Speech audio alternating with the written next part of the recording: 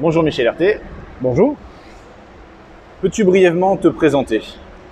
alors je m'appelle Michel Herté, je suis prof de PS, je suis également entraîneur de natation. Au niveau des formations, je suis BE de natation. Alors tout ça tout ça date il y a quand même pas mal de temps, c'est-à-dire que je suis nageur au départ, à l'âge de 7 ans. Je vais avoir 60 ans, j'ai pas quitté le bassin depuis. Euh, Ça fait une petite carrière, ouais. Et donc, j'ai passé, dès l'âge de 20 ans, j'ai passé mes diplômes d'entraîneur. Alors, à l'époque, c'était des BE1, après avoir eu le maître nageur, et BE1, BE2. J'ai participé après à la construction du pôle Espoir Amiens, en tant que dualité au niveau des entraîneurs avec Michel Chrétien, avant de, avant d'être, avant de devoir embrasser, par nécessité de fonctionnement, le poste de président adjoint, de vice-président du club d'Amiens, et puis au moment d'exploser complètement et de me sauver un peu pour pouvoir avoir une vie un peu plus tranquille. Vers 2003, je suis arrivé à Royan, et à partir de là, je me suis dit je vais être tranquille, mais 2006, je suis retourné sur le bassin, 2008, président du club, et voici aujourd'hui en train de vous présenter ma carrière. Peux-tu définir en quelques mots ton rôle de directeur technique au sein du club? Alors le rôle de directeur technique, il est double, c'est-à-dire que nous, on est sur une structure qui est construite pour l'instant bénévolement, ce qui fait que on n'a pas la même attitude par rapport à un directeur technique qui travaillerait avec des salariés. C'est-à-dire que les exigences qu'on peut avoir directement par rapport aux éducateurs qui sont les nôtres, elles peuvent pas être, ça ne peut pas être de l'injonction.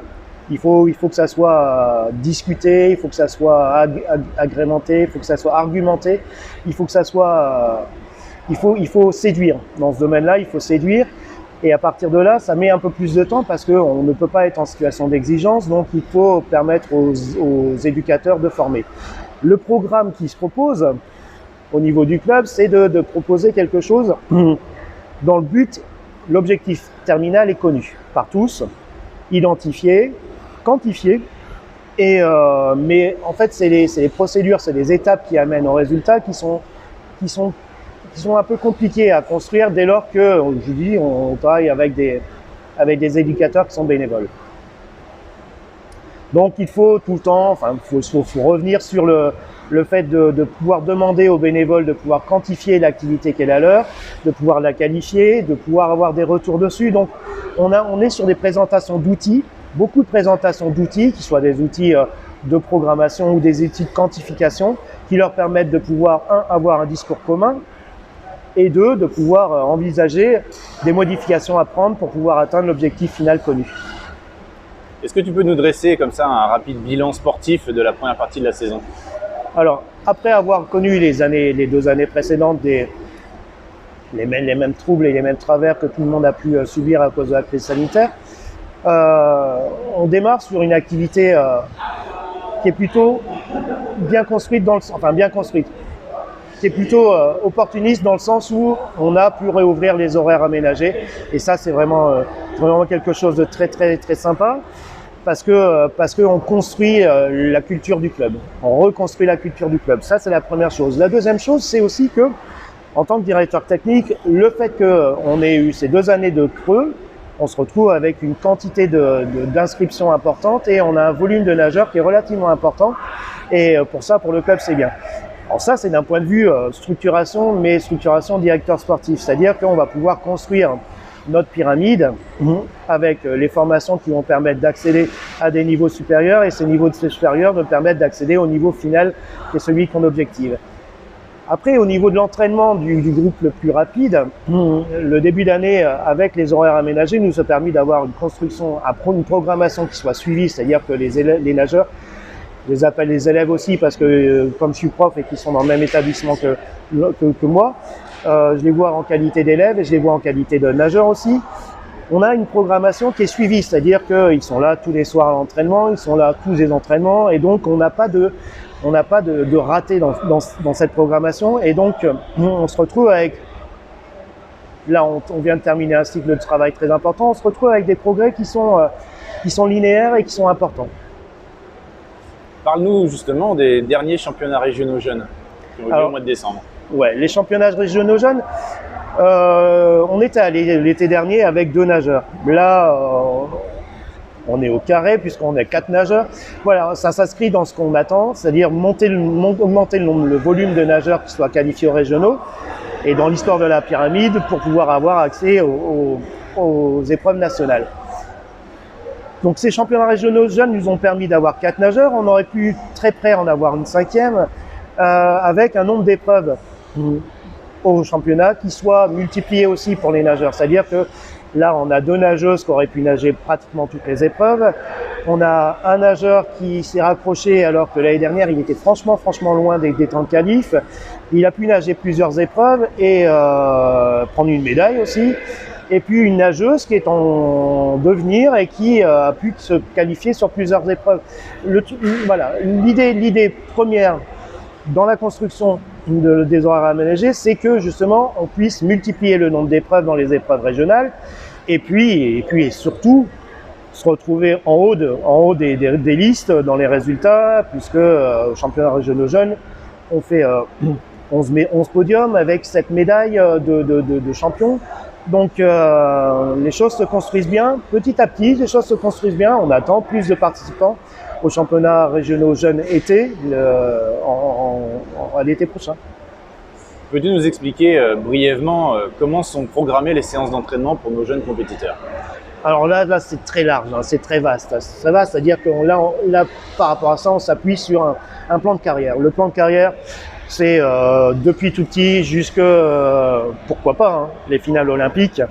Et donc par rapport à ça, on a tout un système. Alors il y a des propositions qui sont des propositions d'anciens entraîneurs de qualité qui ont, dans les épreuves livresques, ont pu préciser en fait les étapes de la formation du nageur avec des quantifications en nombre de séances, en volume annuel, etc., et préciser aussi les objectifs techniques qui sont ceux que devaient acquérir les nageurs, d'un point de vue technique, d'un point de vue physique, d'un point de vue musculaire, d'un point de vue souplesse, d'un point de vue de l'organisation aussi temporelle avec le scolaire et le sportif.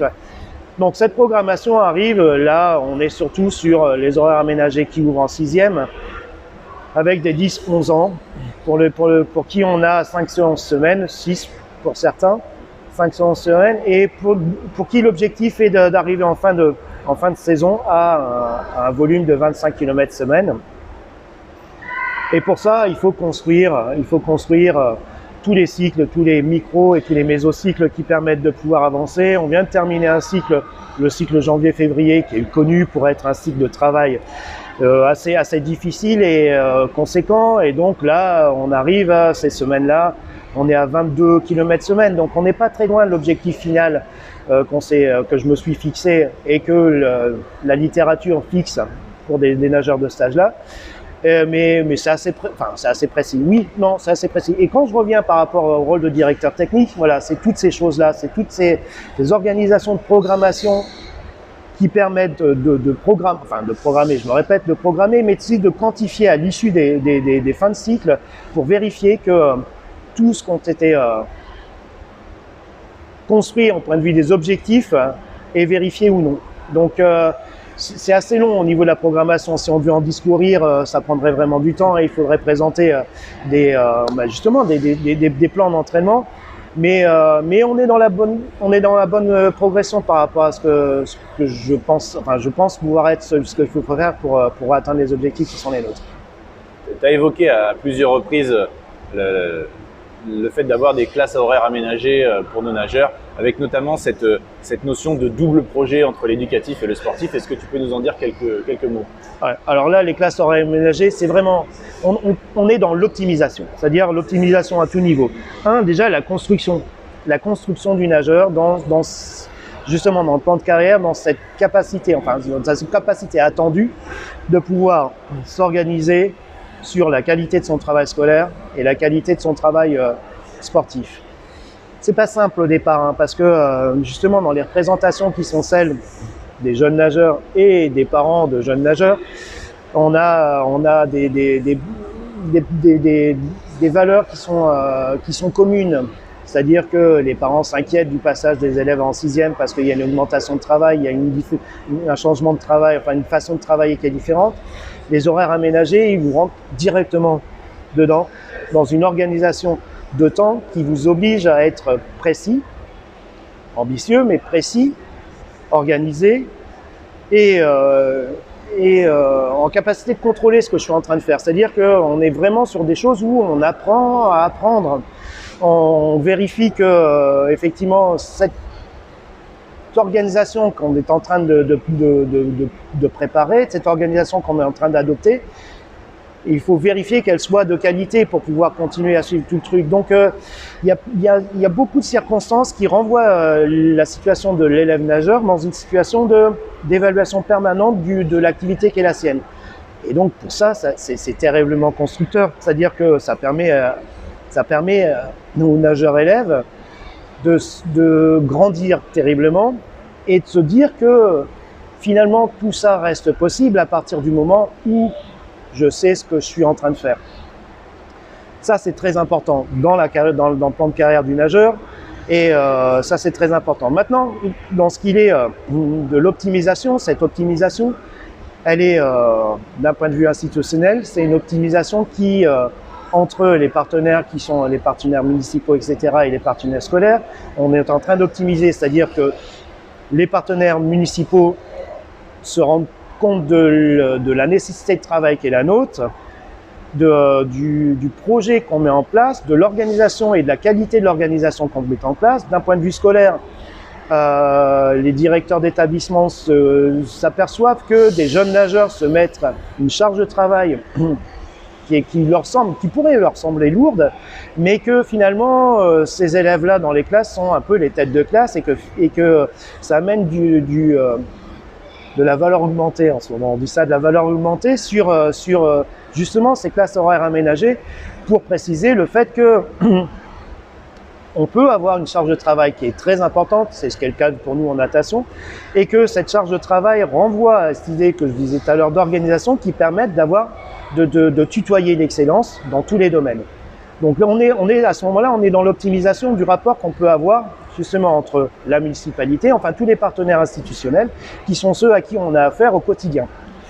On optimise aussi au niveau de la liaison avec les parents, c'est-à-dire que les parents, quand les élèves nageurs sont en classe horaire aménagée, ces parents s'organisent pour qu'il y ait une dépose des élèves le matin et qu'ils ne soient plus dans la situation où ils doivent multiplier les allers-retours de sortie d'école pour amener à la piscine, etc., etc. Donc on se retrouve sur quelque chose où l'optimisation qui leur est proposée, c'est de trouver un système qui leur permet d'avoir une dépose des élèves nageurs à l'école le matin, au collège, et ils les récupèrent juste en fin de journée scolaire et sportive.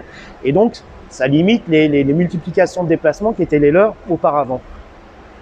On est vraiment dans l'optimisation. Et après cette optimisation, les jeunes nageurs rencontrent comment dire, plus souvent le système de comité qui permet aux administratifs et aux directeurs, enfin aux gouvernants du club de pouvoir avoir un œil plus présent, plus fréquent sur eux. Et puis après, au niveau de l'entraînement, comme je l'ai dit tout à l'heure, les classes horaires aménagées, les élèves, les nageurs, ils sont là. Donc le programme d'entraînement, celui qu'on a construit et celui qui permet d'optimiser tout ça, il est suivi quotidiennement. C'est-à-dire que tous les nageurs, avec des adaptations en fonction du niveau qu'est le leur, tous les nageurs suivent un programme.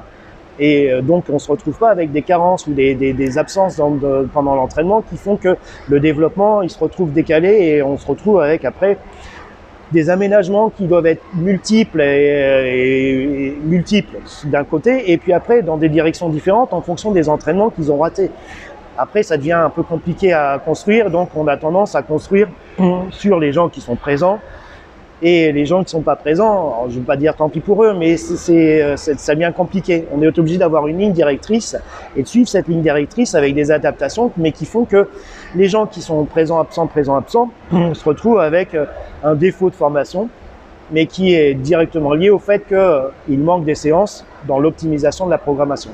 Oui, parce que tu parlais d'optimisation, mais effectivement, on est sur un volume hebdomadaire d'entraînement entre 10 et 12 heures par semaine, c'est-à-dire 5 à 6 séances en soirée de 2 heures. Ouais, voilà, c'est ça.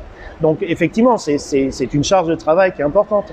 Mais les résultats qui sont les nôtres et qui sont ceux qu'on peut rencontrer aussi dans d'autres organisations qui travaillent sur des classes horaires aménagées, valident le fait qu'on tutoie l'excellence avec ces organisations-là. Alors l'excellence, à niveau, on construit des strates de niveau, mais l'excellence dans l'organisation qui est celle qui permet de pouvoir atteindre les objectifs qu'on s'est fixés en suivant une organisation qui est particulière, lourde, difficile et quotidienne. Mais c'est justement c'est là où je place l'excellence. Je m'organise pour tenir, je m'organise pour suivre et pour atteindre ce que je me suis fixé en début. Bon, tu es un entraîneur expérimenté, respecté partout où on peut te voir exercer. Et on te dit aussi exigeant et gueulard. Est-ce que c'est vrai? Ouais, gueulard, c'est vrai. Mais gueulard, c'est vrai. Alors après, faut savoir que je reste sur le terme de gueulard. Il faut savoir que avant d'être prof EPS, j'étais déjà entraîneur pro. J'ai commencé comme entraîneur pro à Amiens. Et puis, rapidement, d'un point de vue financier, entraîneur pro à la période à laquelle j'ai commencé, je me faisais un peu de quiétude sur ma retraite et tout ça. Donc, je suis retourné à la fac pour reprendre les études et terminer le professorat d'EPS. Et donc, j'ai commencé, pas en tant que gueulard pour l'exigence, mais en tant que gueulard parce que le milieu qui est le nôtre en natation, avec bonnet, lunettes et les oreilles dans l'eau, fait qu'il faut envoyer un certain volume sonore pour que les nageurs puissent vous entendre.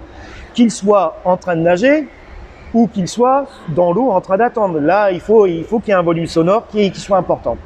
Après, comme je suis prof de PS, les gymnases, c'est des choses où, quand il y a un élève qui est là-bas, ne serait-ce que pour le faire revenir vers vous, il faut envoyer du volume. Donc, le fond sonore, oui. Et à ce titre-là, je me souviens quand j'étais stagiaire en EPS, on a passé 2 journées de formation à hurler dans les gymnases pour pouvoir savoir placer sa voix, ce qui m'a bien profité. Donc, de ce fait, je sais en parler. Après, l'exigence et le volume sonore font que, effectivement, comme c'est dur, il faut s'imaginer un cycliste dans une pente, s'il n'a pas un encouragement solide qui vient le bousculer, assez rapidement il va mettre les par terre. On a un peu ça dans l'eau, c'est-à-dire que même si ça glisse, mais quand il faut envoyer de la puissance, il faut envoyer de la puissance. Donc ce niveau d'exigence qui fait que, alors j'en reviendrai après, mais ce niveau d'exigence qui fait que ponctuellement, quand il faut insister pour que le nageur se bouscule, aille au-delà de ce qu'il est en train de faire, et plus le problème de l'entente, enfin de la condition d'audition, fait que oui, quand vous êtes parent sur le bord, Michel, vous l'entendez bien. Après, ce niveau d'exigence, il est relatif aussi à la culture d'un club. Quand vous avez une culture de club qui est installée depuis très longtemps, il est assez aisé de pouvoir construire, c'est pas des normes, mais construire des niveaux qui vous permettent de savoir ce qui est de qualité et ce qui est inférieur à la qualité. Et donc nous, comme on est sur une petite structure et qu'on est en train de reconstruire les choses, et comme je l'avais fait avant déjà, il faut installer ce niveau de qualité. Et ce niveau de qualité, c'est quelque chose qui est compliqué à installer parce que le niveau de référence, comme j'ai dit tout à l'heure, des parents, c'est un niveau de référence qui est un niveau de référence commun. Nager, c'est dur. Nager, c'est dur. Le volume qu'on propose, il est important. Et donc, cette exigence, on peut en parler doucement, mais on n'a pas les mêmes résultats que si on a l'impression que l'entraîneur est partie prenante. C'est-à-dire que lui, il s'engage aussi. Il s'engage au niveau de la présence, mais il s'engage aussi au niveau de son intensité de communication. Et effectivement, donc, tout ça résume le fait que ça peut se résumer en « ouais, qu'est-ce qu'il gueule ?» As-tu un modèle parmi les entraîneurs, que ce soit en natation ou ailleurs d'ailleurs? Et si oui, lequel et pourquoi? Alors, Au départ, quand j'étais entraîneur pro, au tout début, j'avais des modèles, mais la condition qui est la mienne de prof de PS en même temps fait que en se centrant sur l'apprentissage, parce qu'on est vraiment centré sur l'apprentissage et surtout dans la condition qui est la nôtre, c'est-à-dire jeune nageur, etc. En se centrant sur l'apprentissage, les modèles, ils sont multiples. Ils sont pas des modèles arrêtés. Il y a des gens avec qui j'aimerais travailler. Des modèles oui, non, mais c'est des gens avec qui j'aimerais travailler. Et puis, mais aussi bien en EPS qu'en natation. Et les modèles, les gens avec qui j'aimerais bien travailler, qui sont pas vraiment des modèles, mais avec qui j'aimerais bien travailler, sont des gens qui fonctionnent à peu près de la même façon. Alors, il y a des gens, il y a des entraîneurs comme Michel Chrétien avec qui j'ai travaillé à Amiens. Voilà, la communication est aisée. Elle est simple, et puis Michel n'est pas sur des histoires de dogmes. Il est tout le temps en train d'apprendre, et c'est ça qui est important, c'est qu'on soit tout le temps en train d'apprendre, qu'effectivement l'expérience se construise et qu'on soit plus rapide pour faire des évaluations de ce qui se passe, mais qu'il n'y ait pas ça égale ça, et on ne soit pas sur des fonctionnements qui soient sur des stimulus-réponses, quoi. Et après, il y a des gens à Béthune avec qui c'est vrai, j'aimerais bien travailler, j'aimerais bien justement même par rapport à ça, les jeunes nageurs qui sont talentueux, qui sont courageux et tout ça, essayer de leur permettre de pouvoir accéder à une semaine de stage, par exemple au club de Béthune, parce que le club de Béthune, bon, moi je suis d'Amiens, mais j'ai fait la fac à Lille, donc en formation, j'ai été beaucoup avec les gens du Nord, et ces gens du Nord sont partis à Béthune, etc., etc. Et cette ambiance qui est celle qu'on a connue là-bas, de club familial comme le nôtre, fait que les choses se font simplement, elles se font en multiplicité d'intervenants sans que ça pose un problème avec c'est mon nageur, machin. C'est simple. Et justement, ces orientations qui sont celles que prend le club permettent d'avoir une formation qui soit large. Formation pas de nageur, formation d'individus, de citoyens, voilà, quelque chose qui soit structurant. Et pour finir, quels sont tes objectifs pour la fin de saison et plus largement pour l'avenir? Alors, comme j'ai dit tout à l'heure, moi, j'ai pas de fin d'objectif. C'est-à-dire que finale olympique, ça, c'est un objectif. Après, c'est qui, comment et au bout de combien de temps. Tout tient là-dessus. Pour la fin de saison, c'est les France Jeunes avec plusieurs participants. Et chaque participant, plusieurs épreuves. L'idée est là, c'est un système de formation, et ce système de formation renvoie à une multiplicité pas de talents, mais de capacités. Compétences, on peut dire des compétences, mais bon, multiplicité de capacités. Et donc par rapport à ça, France Jeunes, et puis nos limites derrière. Merci beaucoup Michel, bonne continuation. Ben, je vous en prie, bonne journée.